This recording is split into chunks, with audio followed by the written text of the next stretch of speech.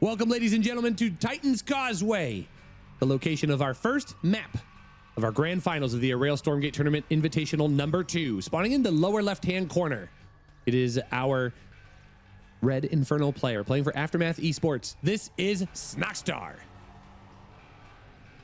And in the top right, his opponent, the Boss Toss himself, a legendary StarCraft 2 professional player, playing with the Blue Celestial units. This is MC.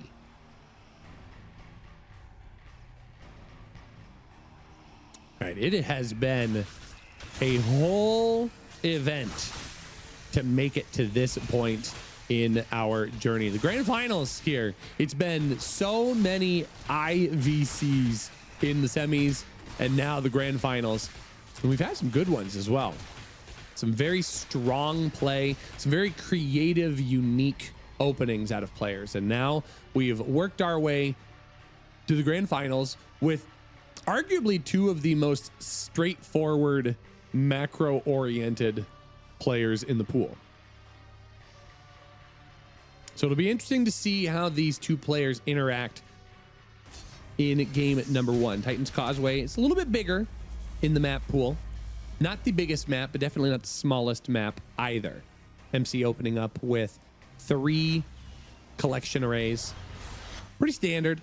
And Snoxtar taking the opportunity to be very, very aggressive on the map, trying to take these camps very early on, knowing that your opponent might be a little bit more economically greedy, especially on this size of map, could give you the opportunity to sneak in a little bit of damage, like with these fiends dashing into the third base. Not going to be able to stick around forever, though. This creation chamber with that Sovereign's Watch on it will be very difficult to avoid with these fiends, and they don't want to just run in and die for nothing.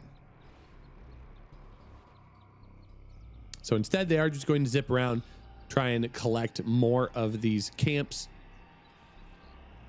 I think this vision camp is going to be contested as well. Snoxtar wants to remove every potential advantage from his opponent.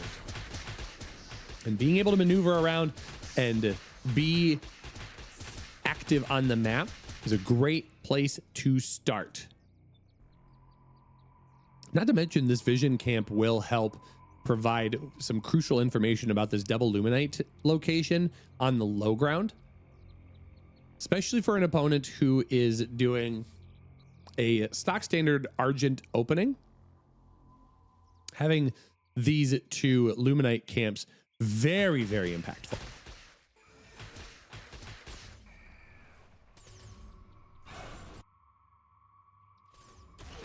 Ooh, these fiends are going to be able to get a good surround on these Argents. These do end up getting a decent amount of damage here. Can these commit and get all of the Argents killed?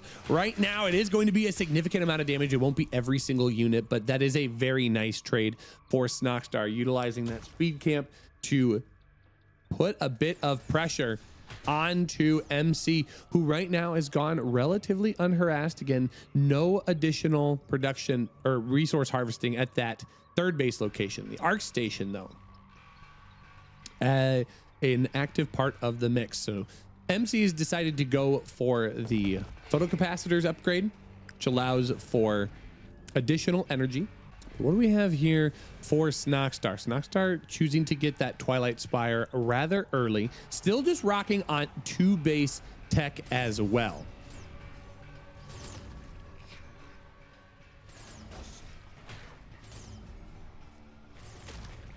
Oh, he does have 2 of these Twilight Spires as well. So Spriggans are going to be brought into the mix here as well. Magmadon's going to do their part to try and soften up this army, and they are very successful at this point. A lot of damage coming out, especially when these Argents are so low on their energy. Really nice use of the Iron Vault. The units of the Infernals instantly pop out of these production structures, so sometimes you can use that to your advantage to get a quick turn of an engagement on your opponent.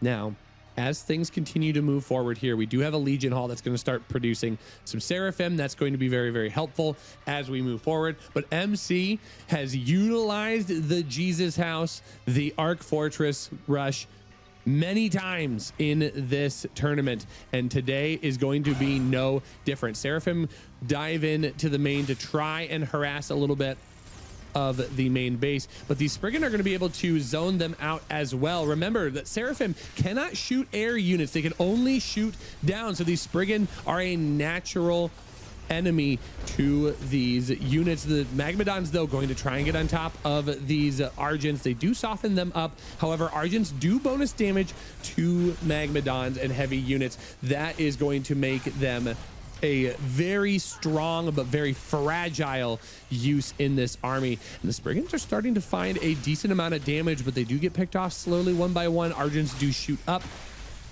The ground army of Snoxtar currently absent as the Arc Station is just forming into the Arc Fortress right in front of Snoxtar's eyes. That will become a piece of the engagement that he has to find a way to deal with. And honestly, the Spriggans are the right kind of solution as well. They don't have access to the upgrade, the Salivary Overflow, which takes that status buff that the Spriggans use and multiply their effectiveness. But I don't feel like that's necessarily a part of this equation that needs to happen. So instead, right now, it is going to be MC just shoving forward, dropping some additional structures, getting more creation chambers. It's going to be additional Argents brought into the mix as well. We're kind of sitting on what? We got 1, 2, 3. It's 3 creation chamber production, which on the economy that MC has going for him right now, he's sitting on what? 1, 2, 3, 4 Luminite production. That should be more than enough, because the main purpose of this push is to get this Arc Fortress as far forward as possible to start picking off these very valuable structures. So on top of that information, these Spriggan now have to be the aggressor, but they cannot just stand over top of these Argents. Argents will instantly wipe them from the map. Oh my. Having an Archangel here as well is very, very dangerous. Those are going to be very, very hard to manage if you are the Infernal player. And it feels like Snoxtar is just not going to have near enough of anything at this point. The positioning is off, the damage is off. There's so many things that counter these Spriggans in this army, and I'm sure that a second Archangel is on the way. Absolutely. So one Archangel gets low, but I don't think that that is going to be a major deal, especially since the Seraphim are continuing to pick away at the economy. They can't afford to really rotate around as well, because once the Spriggan leave the front line, those Argents just walk on forward and create a different problem as well.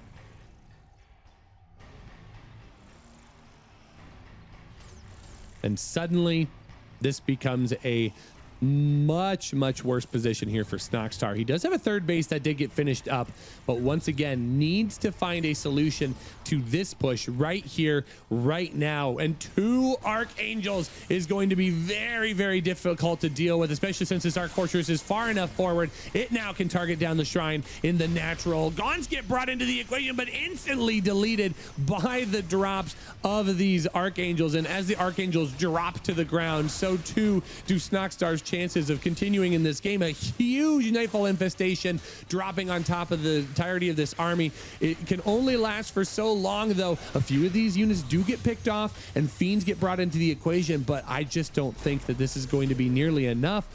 It's one of those moments where Snoxtar has to find a way to win right here. As he did lose his natural base, he is forced to try and recover in a way that he just does not have the resources to do. So instead, he's going to have to back off. MC able to rebound with an additional Archangel. He is able to run these units off to this base location, but it's the Therium that he needs. He's so starved for Therium for all of these Spriggans that need to be accessed. Same thing with the Gaunts. The Gaunts don't even have the Reaper's Rush upgrade at this point as well.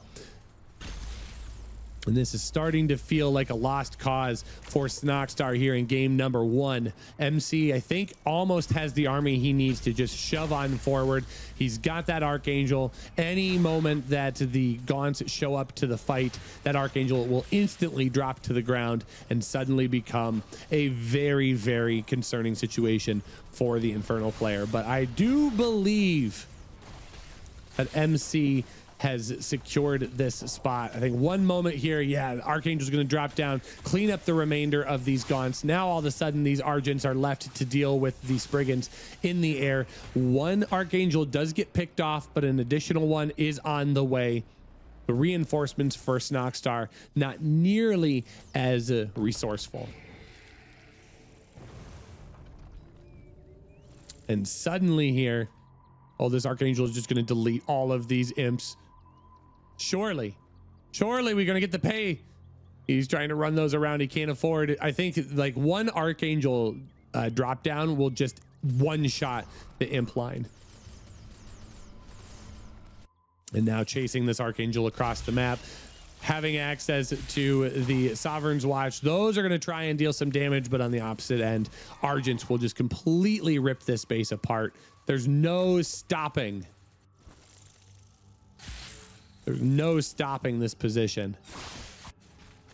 I think MC has done it. Just waiting for the GG call at this point.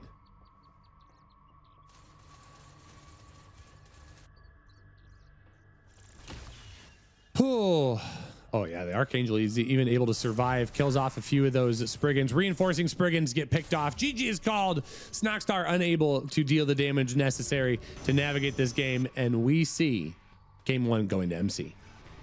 Got ourselves a pretty sizable push at this point.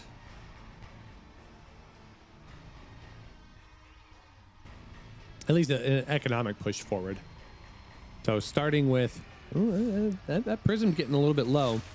However, the collection array, when it is surged, it does heal, but that's not going to save it from the Skull of Shut Up. I think that dies unless it can get back.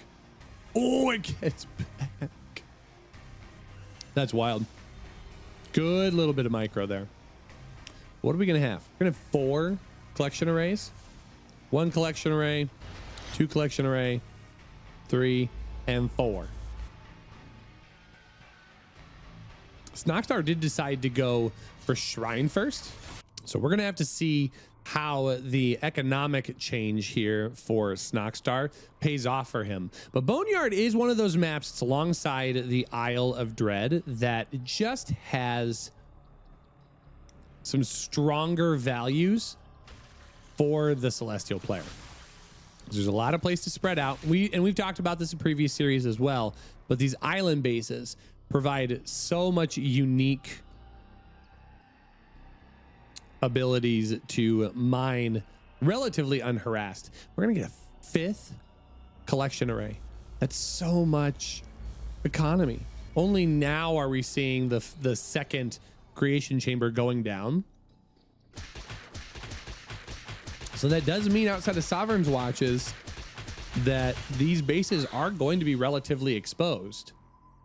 So if Snoxtar is able to capitalize on any of that uncontested damage, you know, I mean, it stands to benefit.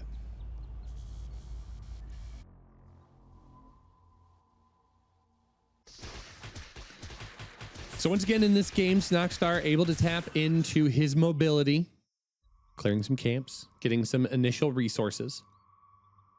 And the Argents of MC are going to come up here and try and provide a little bit of cover. Getting this collection array dead would be nice, but it's going to pick off so many of these fiends. Holy cow. I mean, it does end up going down, but we walked in with like 8-9 fiends and there's 1 remaining. That is not the world's greatest exchange if you are Snoxtar. That, I mean, you really need those opening units to help keep things locked into place, because yes, this supply count is significantly in the favor of Snoxtar, but it's only going to take a matter of time for that to quickly shift.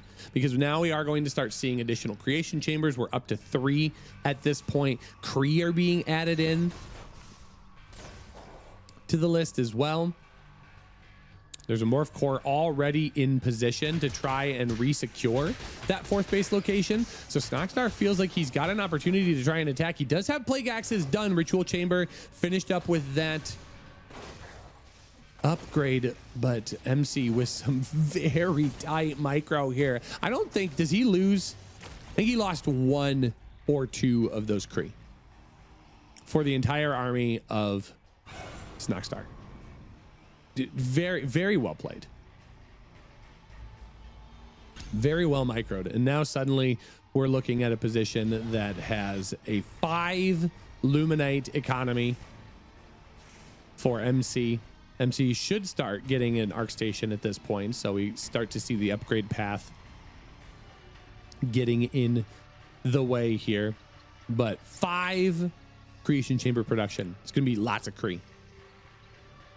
And more Kree, more problems if you're Snoxtar, who would like to stay with a largely Gaunt heavy army. There's Magmadon brought into the mix. That's not going to be a terrible choice, especially against these units. A nice little pocket here to try and get some additional DPS down, protecting these Gaunts as much as possible. A few of these Gaunts will be able to turn some Fiends out of this army, but the Stompy Stomp is not nearly enough. It's going to force out more than likely some additional Argent production. Right now it's oops all Kree. Kree once again viable in this matchup as a 3rd shrine goes down for Snoxtar on the south side of the map.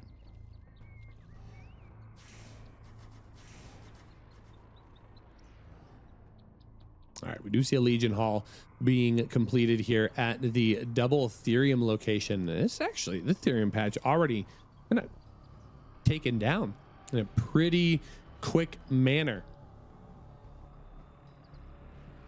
So Kree going to be able to roll over here. I think with the Magmadon in the army, if you don't have some Argents to support this, these Kree are going to need to find different targets. And you know, one way to deal with this is to split these Kree up and use them maybe like Banelings or Zerglings in StarCraft 2 and try to find some vulnerable worker lines that can get some additional damage done. But a Shroud Stone here is going to shove things back and away. This Magmadon is forced to use its Stomp. And once that Stomp ends, it is going to be a little bit less effective, or at least a little less intimidating for sure. But just forcing these units to chase them around. A couple of Kree get into the worker line here into the main base, dealing as much damage as they possibly can, but creating some Fiends for Snoxtar as well. However, all of this little piddly damage out of MC is just meant to distract his opponent and force moments like this where workers get pulled off of the line. Snoxtar is falling behind in terms of MC's economy, because MC, I think, has expanded his worker count. So we're at 1, 2, 3, 4, 5, 6 soon. 6 soon on the way. And meanwhile, it's an army shift back behind. It's going to be Cabal. Cabal going to be great for dealing with the Magmadon. Even though there's only 1 in the army, this is going to be a very difficult push for Snoxtar to try and stop. MC has a sizable advantage now at this point. Going to pick up the V5 rocket launcher. That's going to be another unit that these Cabal are going to be great at not only slowing down, but just picking up and eliminating from the fight.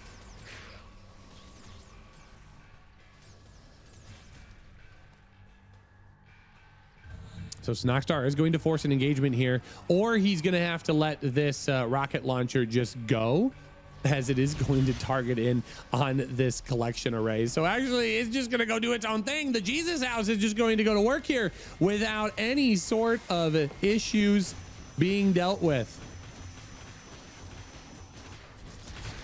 Yeah, that is a painful loss here for Snoxtar, as he does not have the resources he needs. He does have an Elder Shrine, but where is his Twilight Spire?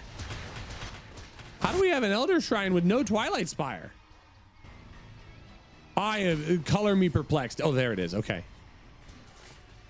No, there's just one Twilight Spire. So now there's no air units. It's just going to be Hellborn. Now Hellborn do shoot up. I think technically that would work because the Arc Fortress is a structure, which means the Hellborn do additional damage to structures, but there's just way too much army on the ground over here. You can see these Cabal really going to work, limiting the amount of damage that these Magmadons can actually get done. That's going to be a difficult time dealing with these Hellborn as well. Hellborn gets lifted up. It's removed from the equation. This army has completely dismantled Snoxtar, and MC once again finds himself in the victory lane. GG is called, and 2-0 is the series score right now for MC, who's cruising through this grand finals.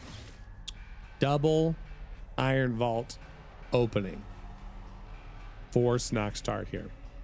So this map is rather favored for the Infernal player, simply because of all of the camps in the center. And these are very accessible, very easy to zip around to. Now MC is going to utilize one of these prisms to just do some basic scouting. So look how fast it goes. It has this prismatic accelerator, which accelerates this unit up to 300% of its base movement speed, which is crazy. Very, very speedy, but going to be able to find this opening base, dropping a meat farm at that location. So MC now knows where Snoxtar is. Doesn't necessarily work the opposite way as well. But once again, we see an MC opening up with a very greedy opening, getting 3 collection array, waiting to the 2-minute mark to drop that first creation chamber. And Snoxtar is going to need to find a way to capitalize on this early aggression that he can get out of this Iron Vault, because it's a double Iron Vault opening. So that's going to be a lot of Brutes, a lot of Fiends. Now, Brutes did get a slight buff in the most recent patch. He had a surprise holiday balance patch come out just 2 days ago. And Brutes did get a slight nerf to their damage attack. Not to mention they did get a little reworking on one of their abilities, but I'll be real honest with you, I don't even think that we've had a game where said ability was researched.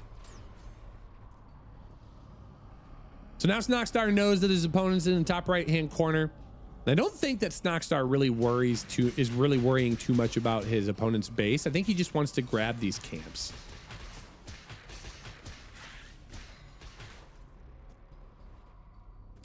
Although he might try and utilize this speed camp to just leap on forward. Maybe he's going to try and grab some more of these camps. Yeah, actually, you know what? Taking this health camp away from his opponent, it's, again, a significant amount of resources here. I think it's something like 75 per kill. No, maybe it's not at that much. Didn't look like it got that much. All right, we do have vectors though. Vectors are going to be a little bit different. It's 25. That's it.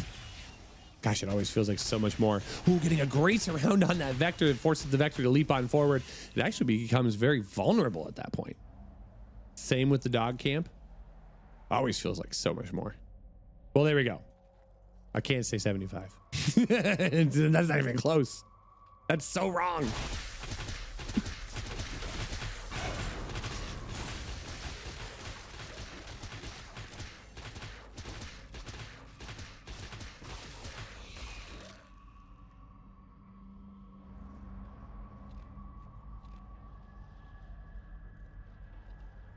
So Snoxtar continuing to roll around here. He does have his natural. Third base is going to be going down here very shortly as well. Grabbing these camps, very, very good for Snoxtar. It does give him a lot of access to early resources, not punishing him for waiting to get some of this tech or waiting to even just get additional resource harvesting structures.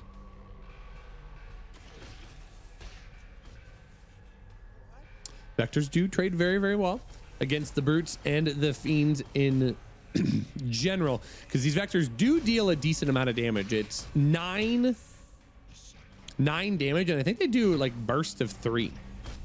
Yeah, so it's 27 damage per shot.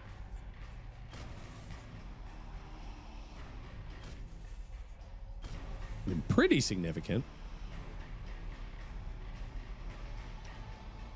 So a little bit different build order here in game number 3. Now, the vectors do have the recall potential. This is the change. This is the biggest change from the previous patch. So a couple days ago, recall potential was adjusted. Before, it used to be if these vectors jumped into a location, they could take damage, do whatever. As long as they didn't hit lethal, they could jump back to the original spot, and all of their damage would be reverted to what it, or to their health would be reverted to whatever it was at the beginning of the jump. That is no longer the case.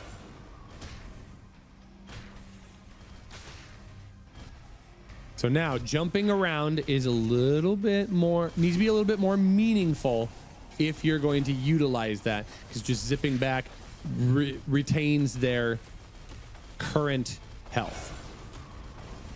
Oh my gosh, look at the split though. Holy cow. Just the micro potential, keeping all of these units separated, not allowing them to get cornered. Oh, all of these units are going to get brought out to the center as well. A double Legion Hall in the center of the map. These vectors, so highly microable. Very, very well played. It's so hard. It's so hard to follow. I mean, they're so fast, and additional vectors being brought into the equation. I wouldn't be surprised to see a Starforge come out to the center as well, but Snoxtar is going to get a small glimpse of the structures that are coming at the center of the map. That's going to make claiming that vision tower that much more difficult. And all of a sudden, this double iron vault opening not yielding the success that Snoxtar was hoping for. He had to try and find some sort of way to potentially punish his opponent for a greedy opening, but instead he finds himself on the receiving end of a punishment as MC is just going to dive on in to the main. He's gonna go straight for the heart of his opponent, and he knows that he's got a back door that he can escape to if he so needs to, but this worker line is gonna be completely under attack here as the vectors of MC zipping around. This army doesn't know what to do out of the center of the map. It's just all sorts of chaos and damage here in the center of his base. One final Shroud Stone drops in to see if it can settle this situation, but it's going to come at the cost of pretty much all of his workers. You know what? Wait a second here. Snoxtar able to get some good damage done from these imps to get brought into the fight and suddenly not able to contest the situation. This base never went down in the pocket. So the third base of Snoxtar not available on this map. Flaming imps, is that a part of this build? I am not entirely sure. I can't really tell. I don't think so.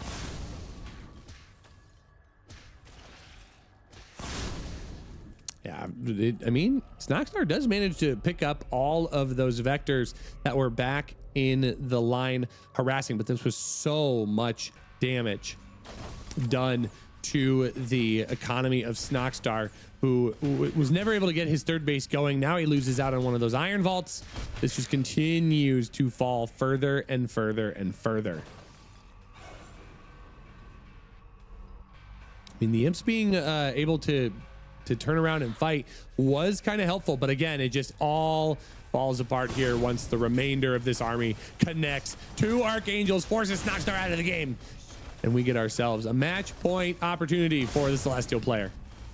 So this map is a little bit more challenging for Celestial players to get their overwhelming economy on. I mean, they do have their natural, obviously the main, which has been harassed to death. Luminite Mine here towards the third, and then there's a fourth base here that it appears that MC is going to populate. But then beyond that, you really have to stretch out onto the map. Everything else just kind of lives very far away from home base. So it would not surprise me if this ends up being kind of an all-in scenario with the Jesus House build, because that works really well off of a four base economy.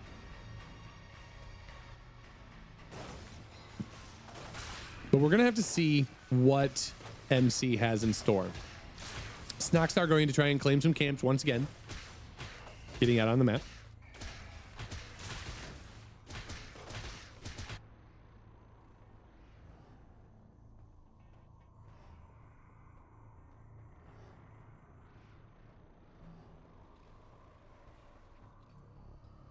Ooh, getting a third base here very early on as well. So Ruination is one of the larger maps in the pool.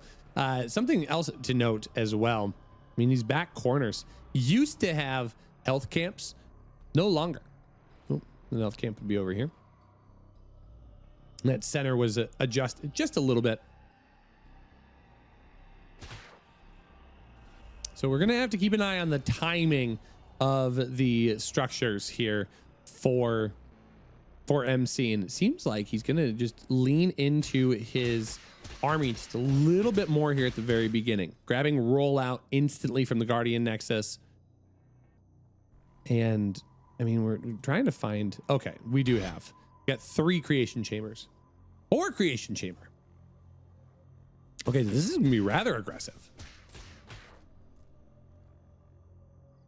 It's gonna be rather aggressive, especially since we've got just an arc ship right now coming over here to grab his 5th base on top of it.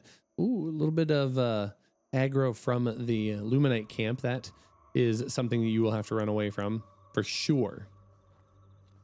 Now we do have Plague Axes on the way for Snoxtar. We're also getting up to tier 2 tech as the Greater Shrine is being researched as well. So this Guardian Nexus is going to be very, very impactful for getting those early upgrades for both the Kree and the Argent's photocapacitors being researched, as well as roll off. Now we're going to start seeing that arc ship taking shape. He wants to get 6 of these Luminite camps. 6 of them. That's just so much economy, man. It's so much economy, and it feels like Snoxtar doesn't have an appropriate way to respond to this. I think he's trying to get some decent scouting information. Oh, actually, this base is not getting taken just yet. So this would be a 5th collection array at this point. 1, 2, 3, 4, and 5. Very, very greedy play. Snoxtar going to lean continually into Gaunts as he gets that Reaper's Rush up and running. 2 Conclaves.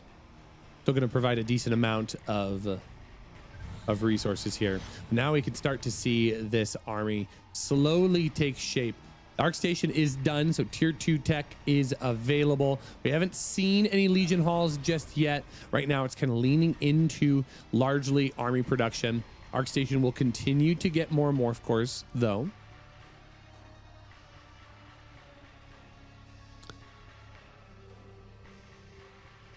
And while we have seen largely map mobility out of the Infernal player for a majority of the tournament, seems like MC is the one who would like to be the aggressor here and exercise his own mobility. Creation Chamber is going to be warped in towards the very front of this push. That's going to provide for some really great reinforcement timings if MC can keep that building alive. Additional Kree will be very useful to try and keep his aggression on.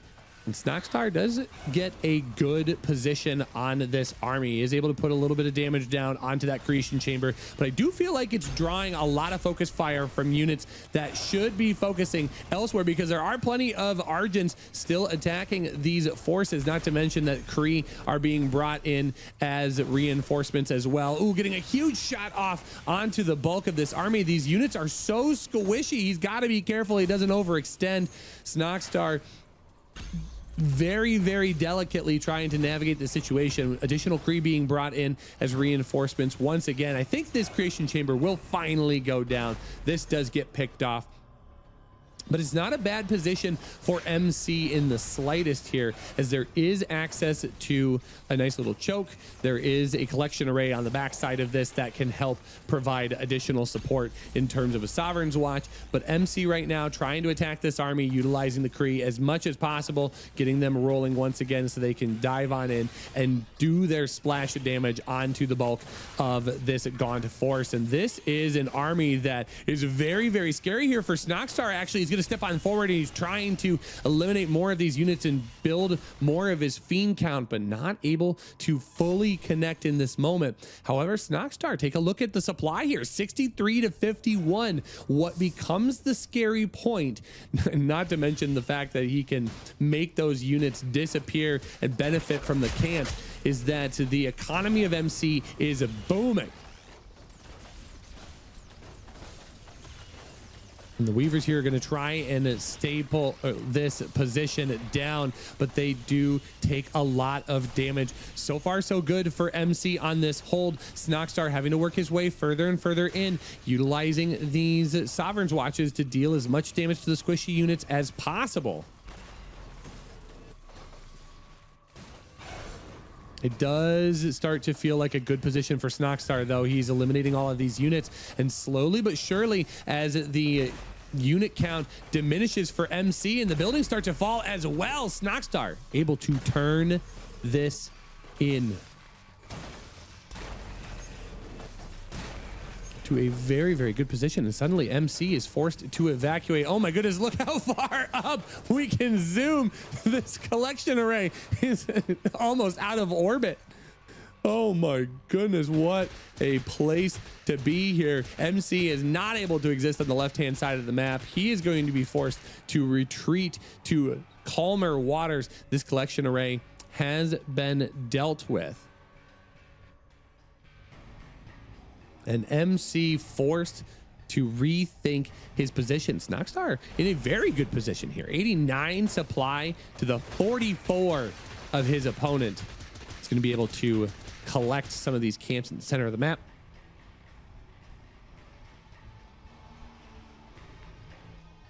And what do we have on the back end of this for the Celestial player?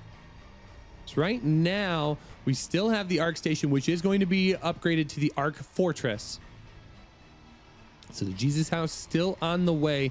MC in a bit of a pickle, though. He has plenty of energy, though. He's got 99. So that means there are going to be Sovereign's Watches available, but this is a lot of army. One Sovereign's Watch is not going to be able to defend against that.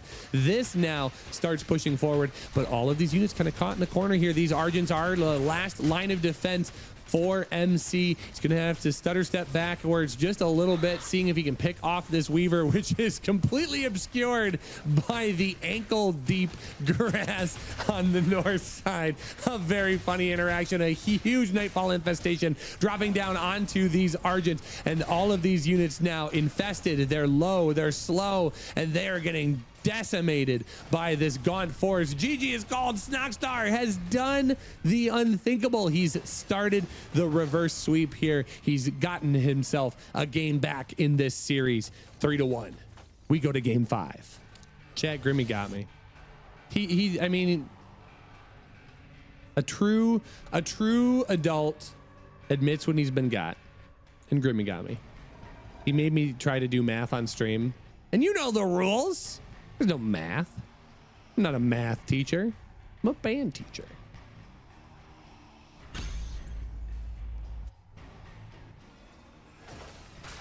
I got. All I can do is say GG. Go next.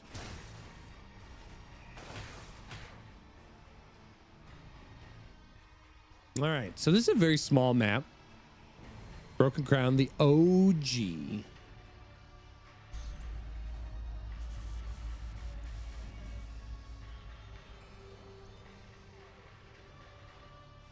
Live math under pressure. No, I get it. I appreciate the support here.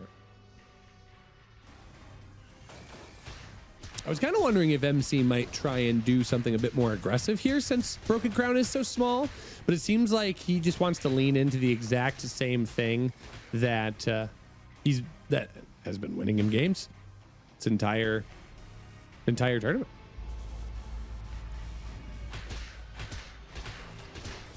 He's going for that standard 3-base economy, trying to keep himself stabilized. Now, is this creation chamber close enough to the collection array? I am unsure. Did not tap into the Sovereign's Watch in that exact moment, but it is unclear to me if that is actually close enough.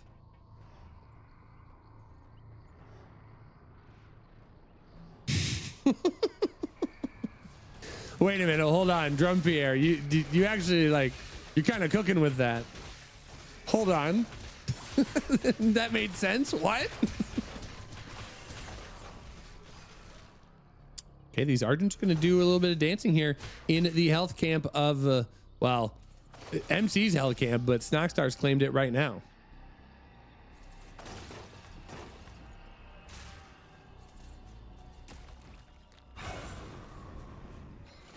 There's going to be enough gaunts here to tango with this at this point, especially since a lot of these units are very low in energy. There's only like 1 or 2 that have even a tangible amount of energy to speak with.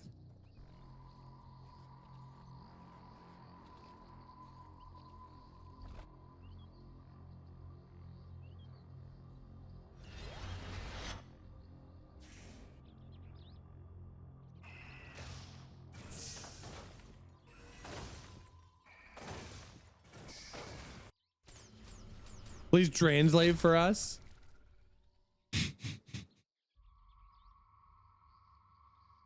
Well, I mean, right now, the greater idea is going to be the fact that that MC right now has an economy that can rebound pretty quickly. And on this map being so small, the Argent, especially with photocapacitors, which will have additional energy, are able to move and maneuver on the map rather quickly. So Snoxtar is going to have to be careful if he wants to be a little bit more economical, like he is right here taking this 3rd base location, because it would not be difficult for MC, who has already tapped into his tier 2. He's got his arc station already sorted out, Legion Hall on the way, and honestly, Argents that are rather strong.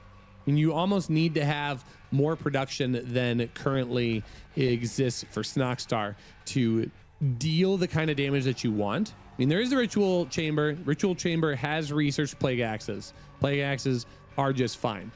But at some point, those Plague Axes need to tangibly turn into Fiends. And MC has been doing a pretty good job of avoiding the overwhelming position from his opponent to allow all of the Gaunts to connect with units and the Stutter step back themselves and Fiend production, and then the Fiends have to be dealt with. This is just very, very calm micro to play by MC. Oh, and actually Snoxtar canceling this base here on the right-hand side, opting to move it to the left. And that is an interesting choice. I wasn't expecting that. Yeah, there's a decent amount of Fiends here as this Argent army does try to kite things back and away. Gaunts without the Reaper's Rush, though, will still be not as effective in dealing damage to these Argents, but you can just see the way that MC is able to slowly micro these units back and not allow Snoxtar to get his full amount of damage. We do see some Seraphim now floating around the map. Those are going to try and collect these different camps in different locations, but Snoxtar has different ideas. He's getting the sense that seeing all of these camps get collected, that MC is going to start multiplying his economy much faster than the other eyes would prefer. Because right now we're at 1, 2, and 3. It's actually rather low, all things considered. So you do have a Luminite Tower on the left-hand side. The right-hand side hasn't been cleared just yet. Snoxtar having an opportunity to try and move this forward. The Arc Fortress is already done, though. So tier 3 has been completed. This is going to move forward. This will now become a very contestable point for MC to play into. It would be so fitting for the Jesus House push to be the final decider in this best of 7. And it seems like that is the setup that is taking place right now. It's going to force an engagement here. Oh my gosh, Archfortress, get out of the way. I can't see anything. Okay, he is moving. Thank goodness. I'm glad he listened. But look at the nice little spread here on these Argents. The Argents still have to be very careful, though. There are units on Shroud, but very good use of the Purifying Nova to try and get additional damage. Not to mention it does remove the infest from these units, and Snoxtar completely falls apart. He pushes right into the full surround, and Archangel is going to come in from the rear and reinforce this position, and it was all a good fight for Snoxtar. But congratulations is called MC, the winner of this match. He is going to be the AureilStormgate Tournament Invitational #2 champion this weekend. Congratulations.